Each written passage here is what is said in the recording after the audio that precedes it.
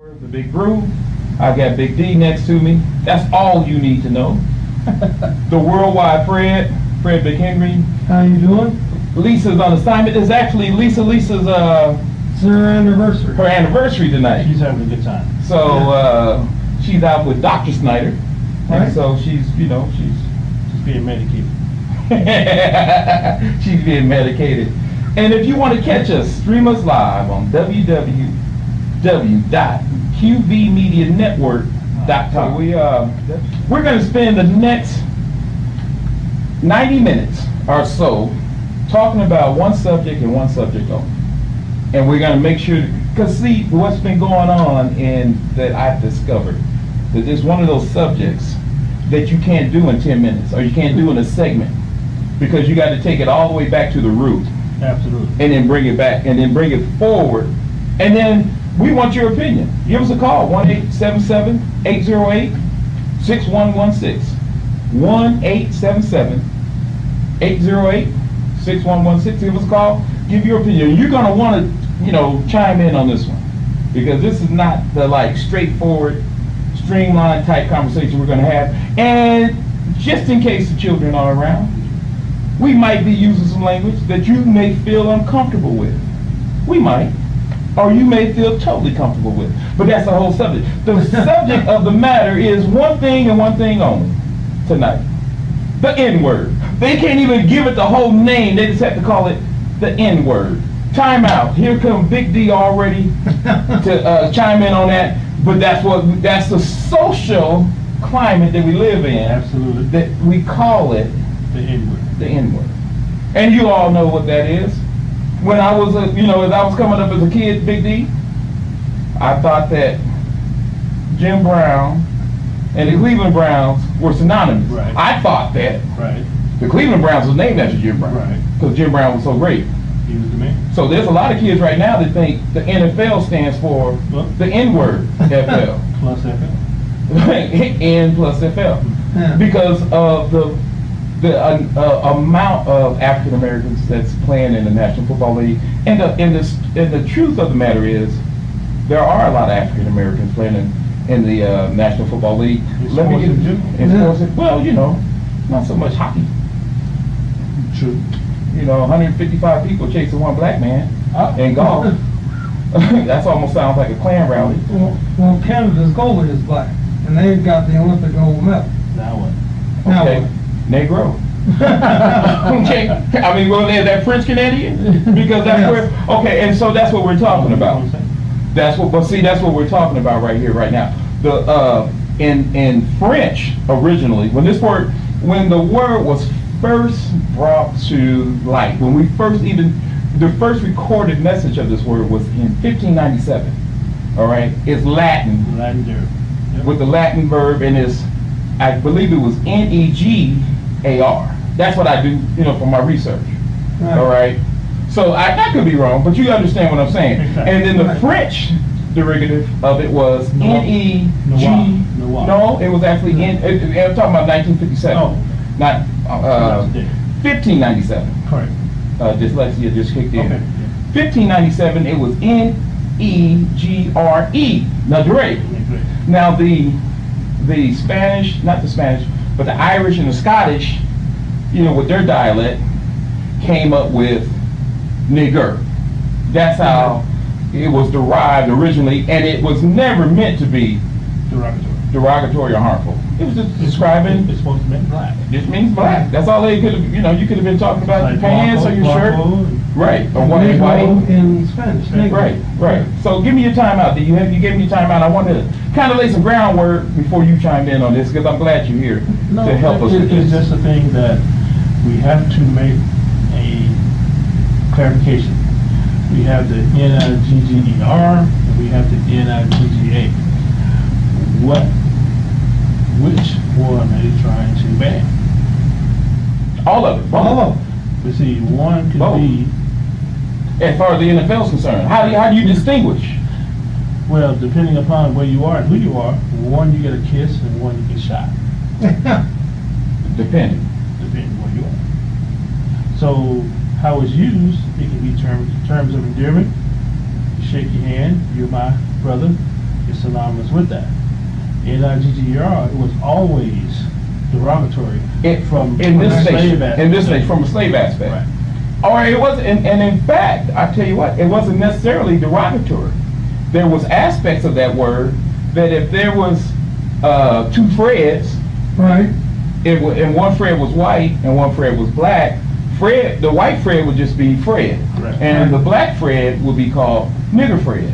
Right. Just so you can distinguish. And it wasn't really as derogatory at that point in time. You're talking about the 1797, late 1700s. It was acceptable.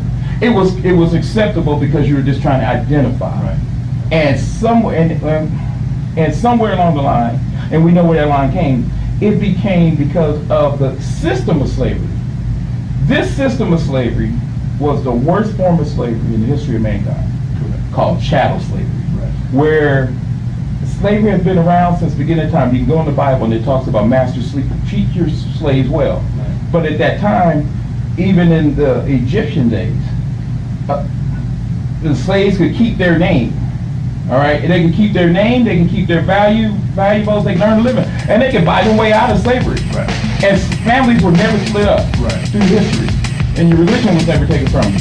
So as you can see, it's a very complicated situation, and we're going to get to all the nuances right after this. ESPN 1580.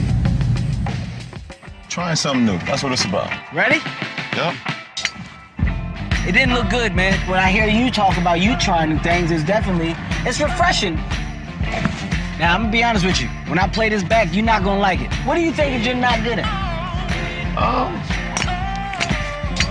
Technically, that was really bad. You're not bending your knees at all. Yeah. You knocked up like a 2x4. Relax. Do I play basketball? No. But if you wanted to invite me, don't bend your knees, but let them loose a little bit. Wiggle, but not really too much. Back straight, but not really. Ain't you got somewhere else to go? No, I'm here all day. I would do it because that's me trying new things. Hello? What up, homie? I'm trying to relax. Kev won't leave me alone. Hello? Come on. And splash. Why you laughing? This ain't just sport, man. This is golf, but it's fine. We're trying something new. Yeah, let me get that. Try it again. Let's try it one more time.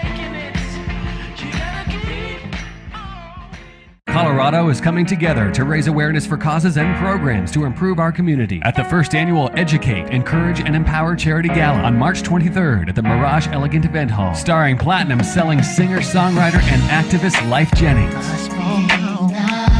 Someone who talks the talk but also walks the walk. With special guest Carrie Scott, the entertainer known as the Limo Driver, and professional ring announcer Ken Sanchez. Enjoy performances by Cleo Parker Robinson Dance Ensemble, Hazel Miller, Frank Selman, and Jazz Quartet Indigo. Your ticket will earn you a 3-course dinner, complimentary wine and refreshments, and an incredible night of entertainment. The happy hour starts at 6:30 p.m. and showtime starts at 7:30. Go to jammin1015.com to find tickets or call 720-859-6488 to RSVP. Support your community and enjoy an unforgettable night. The Educate, Encourage, Empower Charity Gala, Sunday, March 23rd at Mirage Elegant Event Hall, just west of Highway 225 on Mississippi Avenue.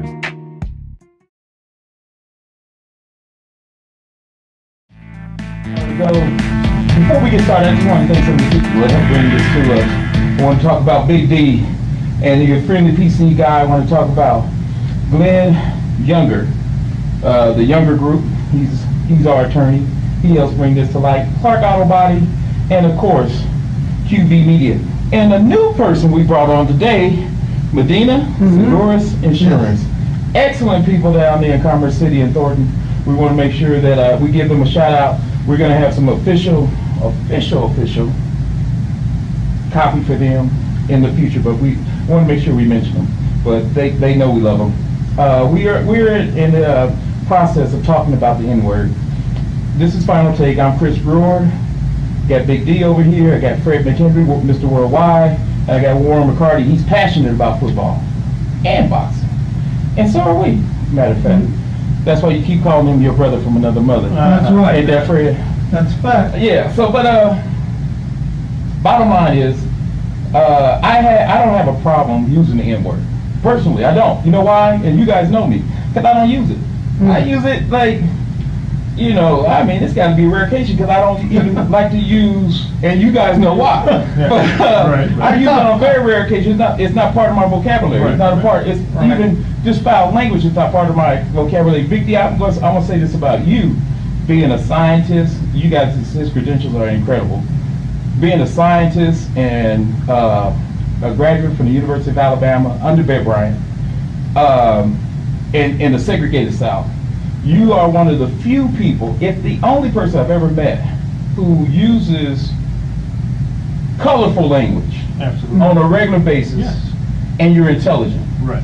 As I was coming up, I used to use a lot of colorful language, but my mom taught me that that's because you don't know how to use your words. But there's a place for everything. A time and place for everything. So, and especially when I started, Warren, you can probably relate to this, especially when I first started coaching my kids who ended up in the NFL, and you're coaching the little league teams, and we were used to hearing these words on a regular basis, these colorful words. And then when I started coaching, I couldn't use these words around 10-year-olds. And it really did help me not use these words anymore. Fred said something right before the break, Warren. He said, he commends the NFL for trying to do what they're doing. They're trying to do the right thing. Now, again, I don't know if it's the right thing or not, because I got some different opinions on that. I don't know how you can stop white players from saying that when black players are saying it all the time, our videos are saying that all the time. Right. Right now, you're trying to legislate morality in a society. You can't do it by passing laws. It's got to come from within. Exactly. Either you're going to say the word, or you're not going to say the word. I'm offended that they would even think about it. It's not their word.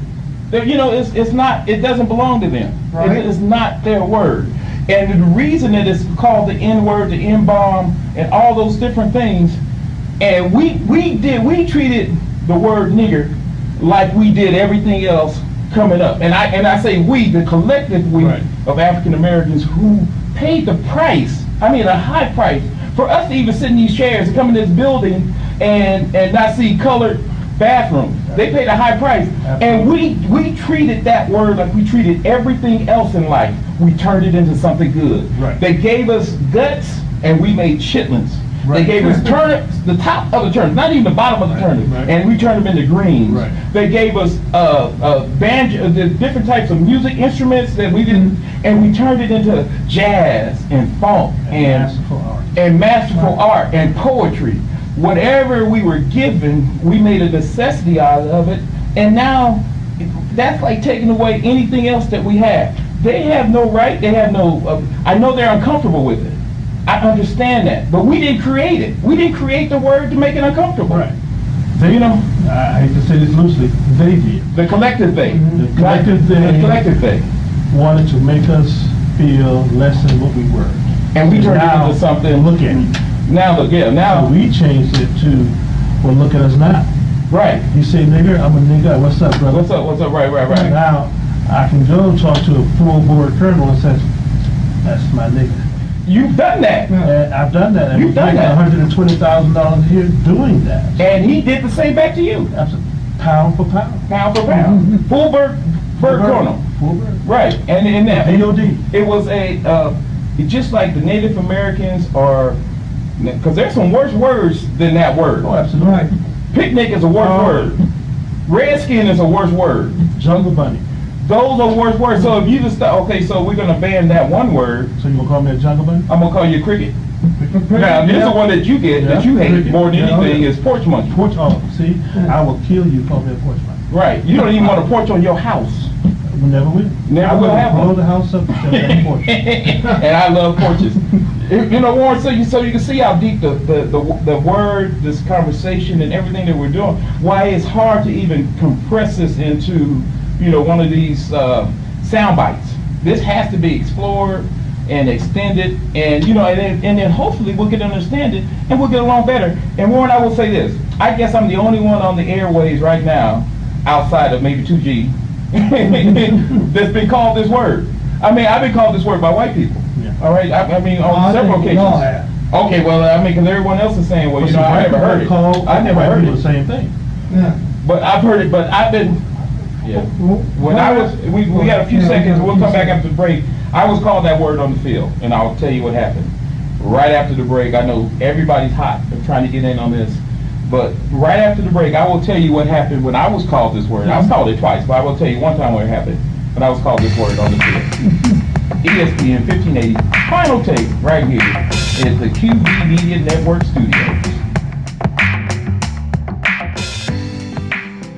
Now people are saying that you think you colder than me.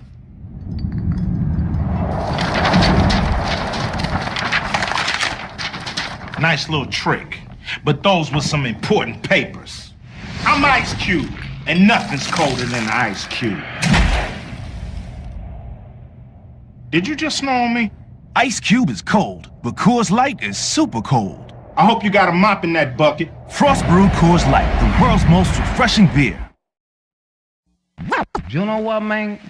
I'm gonna say something, man, that I've been dying to say, man, for a long time, man.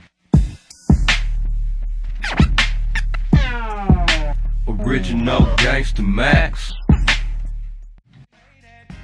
So good in my hood tonight. The summertime skirts and the guys ain't canine. All the gangbangers forgot about the drive-by. You gotta get your groove on before you go get paid. So tip up your cup and throw your hands up and let me hear the party say. Rock that, rock that, rock that. ESPN 1580, this is Final Take. We're in the QV Media Network studio, www.qvmedianetwork.com. You can stream us live. You can see how handsome we are, how good we look. Yeah, we got faces made for radio, that's for sure. Well, yeah, that's true. That's true. This is Final Take, ESPN 1580. We got a caller on the line. Caller? Is it Dimitri? It's Dimitri Johnson. Go ahead, Dimitri. How you doing, man? Thank you very much. Thank you very much. I couldn't do it without these beautiful faces next to me. Lisa's on assignment. She's actually she's on her honeymoon or second honeymoon or third anniversary, something like that. And the limo driver's on assignment. So, but yeah, man, what's going on? You want to chime in on this? Because I really do want to hear what you have to say. You know, it's kind of interesting that, you know, this is not ancient history that we're talking about. Right. You know, this is something that's spread in all of our generation. We're living now when King was assassinated. We're living when, I mean, I might have been 11 months old, but we're living when Kennedy was assassinated. We're living in that time. We are their predecessors. We're that next generation of those people. We are living in a time when there was signs on the door that said colored only. We were alive. This is not ancient history. And so the young people behind us, if they don't have any sense of history, I'm going to tell you something. That's your fault, Big D. That's your fault, Fred. And guess what? Dimitri, it's your fault too, and it's my fault if they don't have a sense of history because we didn't give it to them. Correct. If we don't give them the history, then that's our fault. And if we talk about these kids are running around with their pants hanging down and all this stuff, look at us. We're the reason they do that. If we're not raising these kids and we're not being a family towards these kids, then they could use the word, but they would at least understand the history of why they use the word. It's not their fault. They're kids. You know why kids do what they do? They emulate us. They're kids. What are kids? Kids make, you know, so they're going to do these type of things when if we don't give them a sense of history and who they are and why they are and why the word is a vile word or an affectionate word, then they'll have no clue, and then we'll blame the kids. And I tell you what, it's not the kids who are the distributors of these records.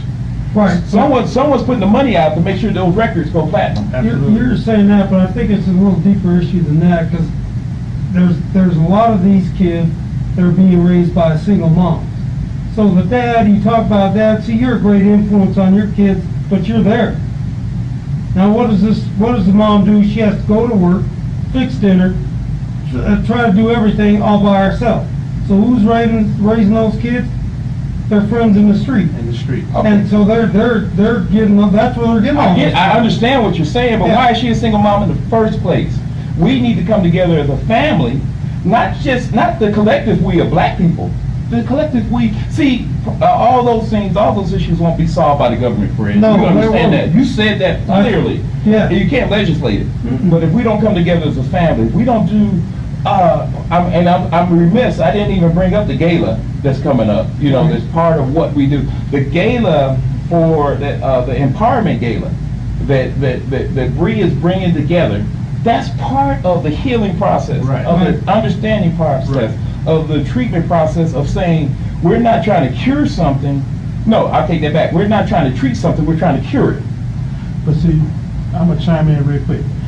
It's not the words, it's just hatred. Right. Behind the word. Regardless. Or in front of the word. And beside. And beside it. Because around it. If you try to make me feel bad, you can say, look at that black African American. Or don't call you a porch monkey. And that's derogatory. Right. Because you're using it in a harsh voice. You're trying to make me less than what I am. It's like Richard Sherman when they called him a thug. And the way they were calling him a thug, it was the other, they might as well just call him a nigga. Yeah. Or nigger. They call him a thug. They called him a thug, but they should, in the connotation that they use. Yeah. I heard a commercial today that says, let's eat grandpa. Or you can say it, let's eat grandpa. You know, it's the way it was said. They didn't want to eat grandpa. But, you know, it's the way that it was said, Dimitri. Right. I had a situation at the Department of Defense. They hired me sight unseen via my resume. I showed up in St. Louis, full-board colonel, said, well, Mr. Collins will be in the office shortly, as he walked by me. And the receptionist said, he's already here. And he said, where? Because you were being hired as what? A white engineer. An engineer. But he was expecting a white engineer. Exactly. And he looked at me and said, oh, Mr. Collins, he shook my hand, looked in my eyes like you're looking at me right now, Chris, and said, oh, we didn't know you were black. Now, how long have you been black, Mr. Collins? So my thing is, how long he didn't call me nigga, porch monkey. He said, we didn't know you were black. I felt worse then than any kind of nigga N-word, the way he said that. The way he said it. He looked at me as if I could not be the educated person he hired at $125K a year. Dimitri, you can probably relate to that, because I know you're an educated man. I can hear it in your voice.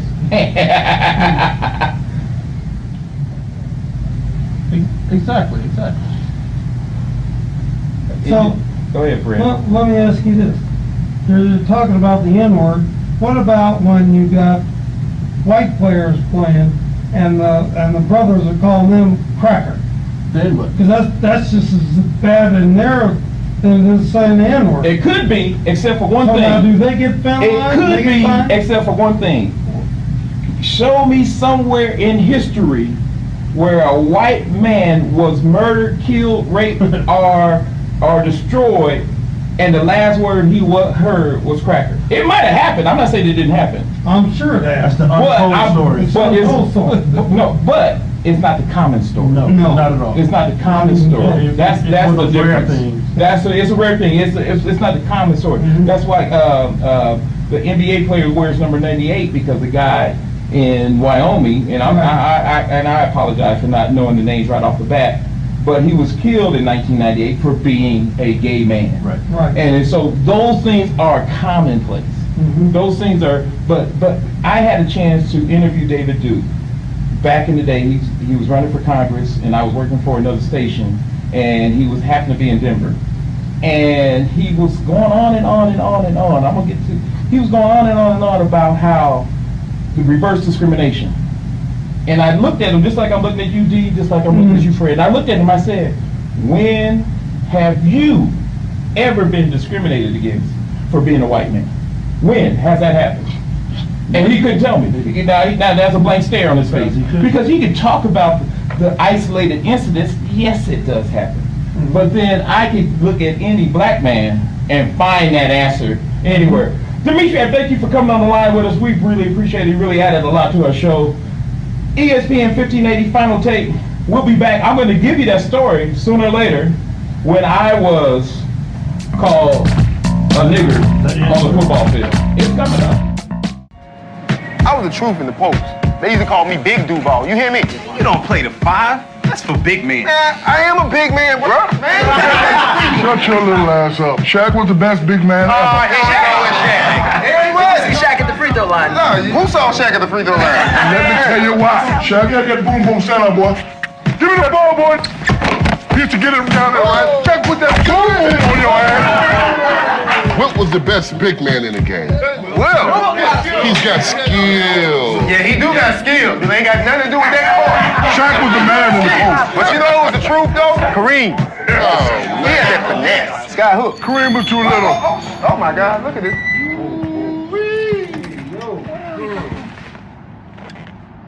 Best big man of all time. Hey, get out! Get him out of here.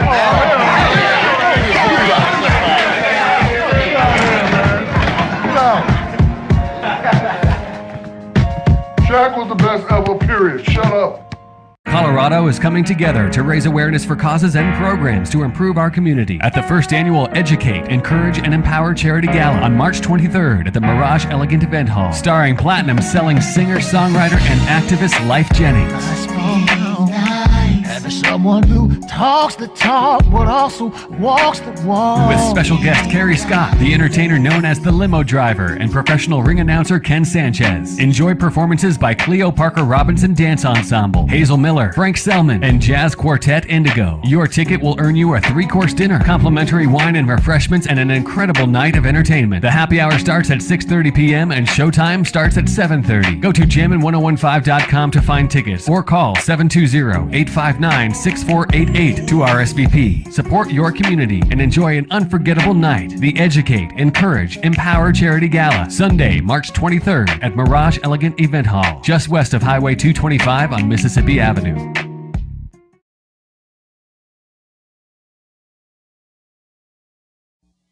You know what, man? I'm gonna say something, man, that I've been dying to say, man, for a long time, man. Original Gangsta Max. Big room, we got everything Kendrick, we got Big D, that's all you need to know. And we've had a few callers. We had Warren McCarty on earlier, we had Dimitri on earlier, and everybody's really chimed in very beautifully and eloquently on the subject of nigger, nigga, nigre. The French variation of that same word. Noir, Negro. you know. Yeah, so all these, you know, these are variations of the word. It has nothing to do with the word. It has everything to do with the attitude. It has everything to do with the attitude. And I do understand how white America can be uncomfortable with the word. I'm a part of Omega Psi Phi. And I remember being in Washington, D.C., where our fraternity was founded. And it's a predominantly black fraternity. But I did meet a white brother who had pledged Omega Psi Phi in Washington, D.C., Howard University. I know he went through hell, but he was my frat. And because I know he went through, he probably went through, now talk about discrimination, he probably went through more than I went through. Absolutely. I know he earned that. Absolutely. He earned that. More so. More so.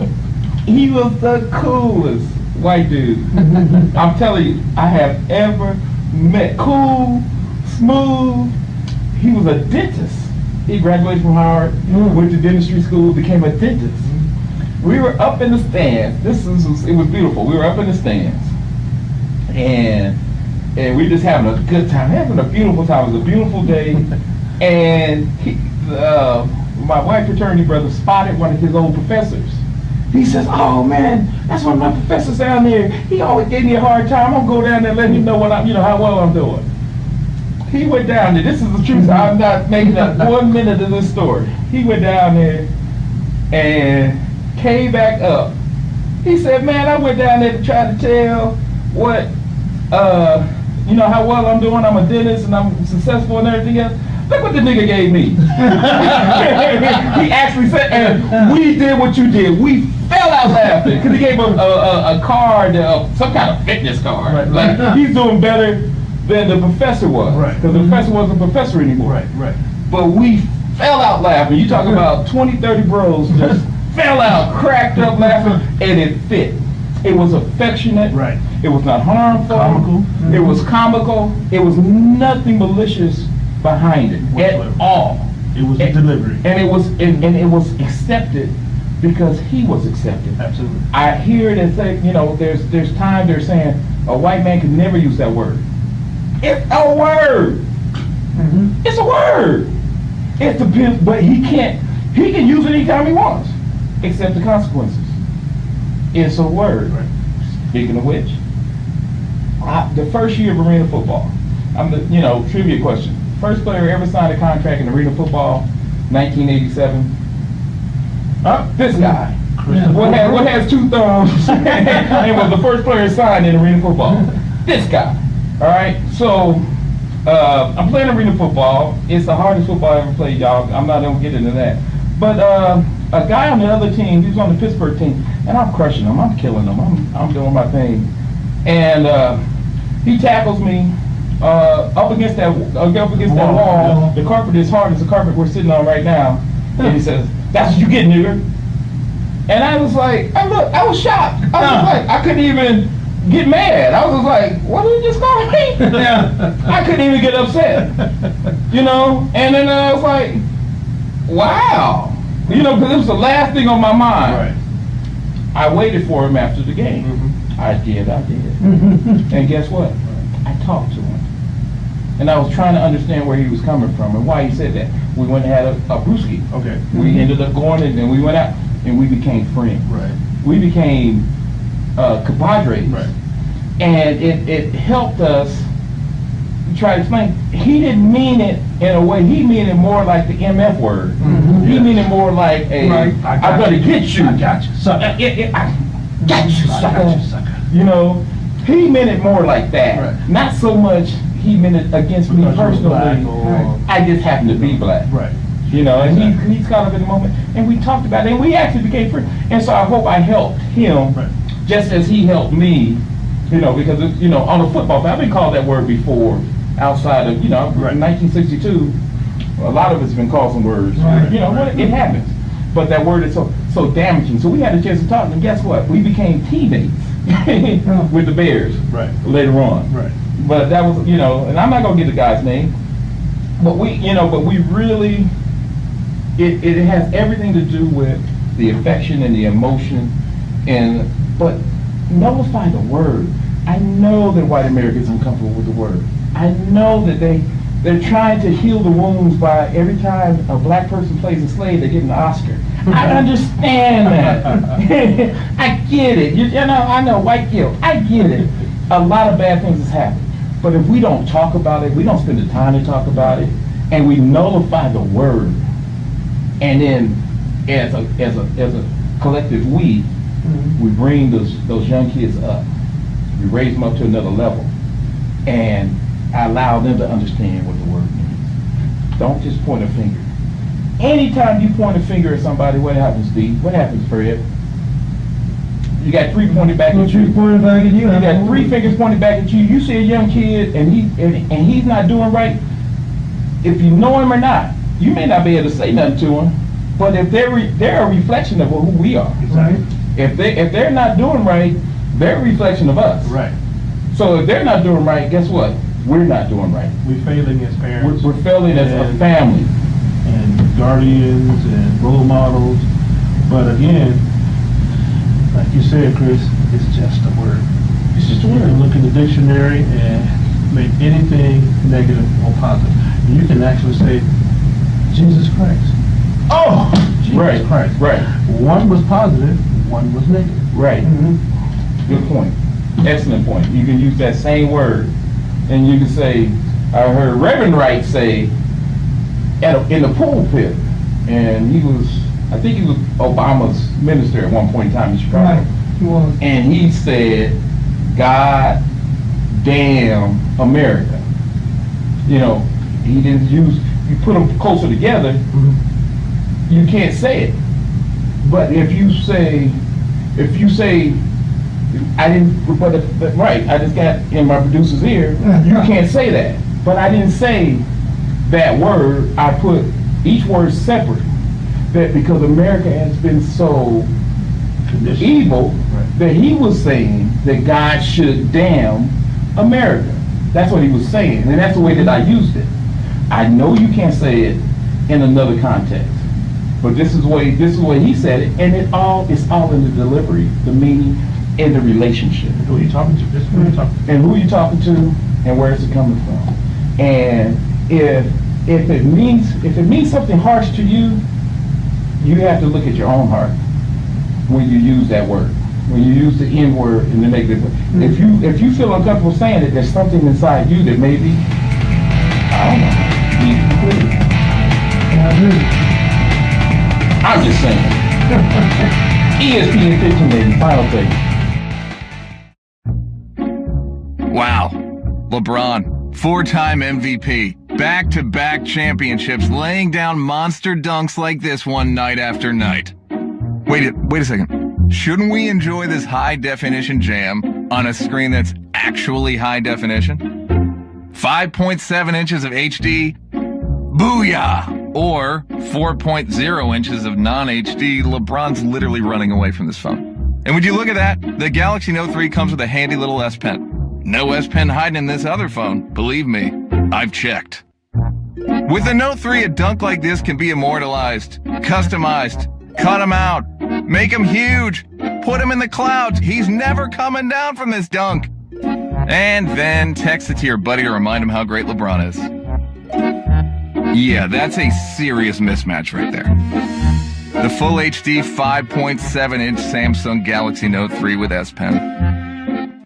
Support your community and enjoy an unforgettable night. The Educate, Encourage, Empower Charity Gala, Sunday, March 23rd at Mirage Elegant Event Hall, just west of Highway 225 on Mississippi Avenue. And welcome back to ESPN 1580, Final Take. I'm Fred McHenry, also known as Mr. Worldwide. I'm here with my compadres in crime. Oh, they let me stay. They let me stay. Oh, thank you. Thank you. I didn't mean it that way. They let me stay. Thank you. Thank you. I didn't mean it in that way. I got a pass. You got a hall pass. No, I don't know. Hey, thank you. All I can say is thank you. There you go. All right. Yeah. Chris Brewer, the Big D, the Three Musketeers doing it up tonight. Talking about the We're the three best friends that anyone can have. The three best friends that anyone can have. Hey, don't take that. I'm silly. So yeah, this, you want to stay best friends, stop singing. Anyway, so you guys ever see Hangover? From the movie Hangover. Okay, never mind. Never mind. But we're discussing it. You know, this levity is a great thing. We're discussing the N-word. We've been discussing it all night, and I just love the input that we've had. I enjoy the enlightenment. I hope that you were enlightened by hearing this. It's a word, and sooner or later, the word is just going to become a word. What is there's a song. Speaking of singing, there's a song, and it's on the tip of my tongue, and Fred told me not to sing. There's a song that says, I'm happy and I'm gay. You know, there's a, 1950s type song, and we're having, the Flintstones. Right. We're having a gay old time. Yeah, right, exactly. And at the time that was said, it meant nothing derogatory. No. It was just a word. You were happy. You were having a gay time. Yeah. Enjoying yourself. It had nothing to do with, sexual orientation. And unless we keep talking about it and we continue to talk about it and discuss it, if we put it under a rug, if we put it under wraps and we don't discuss it, it will stay where it is. It will stay in the dark. Let's bring it out to the light.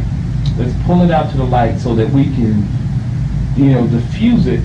And then now we're able to dialogue with each other. Not just us three here, but dialogue across the tables. Dialogue, conservatives and liberals and black and white, because see, if we can't get past this word, then we're in trouble. Yeah. Absolutely. As a nation, we're in trouble. We can't get past this word. Because there's worse words we need. In my mind, we're in trouble in this nation right now. That's exactly why we do things like we thank Bree so much for putting on the empowerment day. Yes. You know, to help those. See, the government, Fred, you said it perfectly. You can't legislate it. You can't legislate morality. And the government's not the answer for the ills that ill us. The government that protect us and make sure the street lights change at the right time. That's all right. Basically, that's it. You know, that's basically us it. to judge ourselves based on what we need to do as a nation or as an individual. Right. Because no matter what laws are in effect, you can make a butt out of yourself in front of a street person or full-bird colonel. But the way they look at you is, can you talk to me and make something happen? So it doesn't matter if you use any word or not. Can I go work on that computer? Can I drive this bus? Can I fly this rocket? And I say yes. Without, this is the point that I've been waiting all night to bring this up. Without feeling like I have to be special to be accepted. Exactly. I just want to be accepted.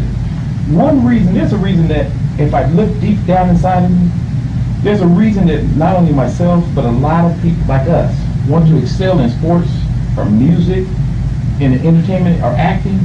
It's because so that we can feel as African Americans, so that we can feel somewhat equal. We don't have to be athletes. No. We don't have to be actors. We don't have to be the entertainment to feel equal. Sammy Davis Jr. felt like I needed to be a better singer and everything else to be a part of the Rat Pack. Right. He should have been a part of the Rat Pack just because he was their friend. Unconditional. You know, and so sometimes we strive. I remember saying, you know, I'm looking at O.J. Simpson at the time. Absolutely. He was accepted by white America. He's doing commercials. Right. Way before Michael Jordan. He's running through airports. You know, he's got dingo boots on. Yes. The man had to get a car. He had Corvettes. Hertz, all that. And, you know, and I was like, wow. And white people in airports were going, go OJ, go. You know, and now, if I become a football player, right? Then white people will like me and I'll be equal. I don't have to become a football player. Young people, you don't have to become the entertainer to feel equal. Right. You could just be who you are. Just be a person. And just be a person. Because we are equal under the eyes of God. And I don't care about your belief. We're equal, period. I don't care if you don't believe in God. We're still equal. If I took my ashes and took a white man's ashes, just the ashes, I dare you as a scientist to tell them apart. I could. I know you could. I dare you. We're basically all the same. You know, how are we supposed to look? Who are we supposed to be? But elevate yourself, not in to make someone else love you. Right. Elevate yourself so you can love yourself. Right. And that's like I say, comes from within. You can't tell the government can't tell you go do that. Either you're going to do it or not do it. So the message to all the young people in this country, because it's going the wrong way, and it doesn't matter if you're in the hood or you're out in suburbia, because kids are killing kids everywhere. Across the board. Right. Across the board. Something's wrong. Right. Something's wrong. Something's wrong. Anytime about the words. A child can walk in to a school and kill a 13-year-old girl with a shotgun, whose fault is that? And the parents say they didn't know obviously knew you had a shotgun, because that's where he got it from. Because they weren't going to sell it to him. 13-year-old kid. Well, if I tell you what, Fred, if the parents won't take responsibility, I tell you what, I will. There you go. You know, if they don't take responsibility, society is going to have to I'll take responsibility for that. There's something that we should have done, could have done, continue to do. Don't wait for the government to take care of us. All right? We as a society, we had this conversation earlier today. When we were getting our Popeye's chicken, that's right. We got some Popeye's chicken, and it was good. Anyway, and we had some strawberry soda too. And how good was it? And that was good too. The strawberry soda was gone and the Coke was still there. It was superb. Thank you, Popeye. Anyway, but no, but we were talking about how much there is on the earth. how much, the earth is continually replenishing itself. How much we waste in America alone. That how much, so if we're wasting our resources and there's still plenty, then why don't we use our real resource, our hearts and our spirits? We're wasting that just as much as we're wasting resources, food, oil, all those things. We're wasting our spirit and what we can give to other people. And we're just letting it go to the wayside. I asked Fred this the other day. Fred, and you can answer it today. Good dog and a bad dog are in a fight. Mm-hmm. Which one wins? The one that gets fed. Whichever one you feed. Absolutely. It has nothing to do with good or evil or anything else. Let's feed the positive. Right. Let's stay ahead of the positive. We want to thank all our sponsors for allowing us to come on here and elevate the positive. We want to thank, Bree for doing the empowerment gala. We're bringing in Life Jennings. She is. That it's about empowerment. And empowerment means that we already have it. It's not something that we're looking for. Right. It's already in us. Right. And all we have to do is share it. I can share this story. I think I can share it real quick. When Walmart, I can't share the story. I'll get to it next time. All right. But I can't share the story right now. But basically, whatever we need, we carry. It's already in us. And let's continue to carry it. Fred? It's been a great show. It's been a pleasure working with you guys tonight. Very educational and very enlightening. And if you missed it, you missed something great. www.qbmedianetwork.com. Big D. And by Mr. T's voice, I pity the fool. Stage school. Black man with a mohawk. Anyway, profiling. Anyway, ESPN 1580 Final Take. We had a good time talking about a subject that was necessary. I'm Chris Brewer. This is the Brew Crew, and we're out. You know what, man? I'm gonna say something, man, that I've been dying to say, man, for a long time, man. Original Gangsta Max.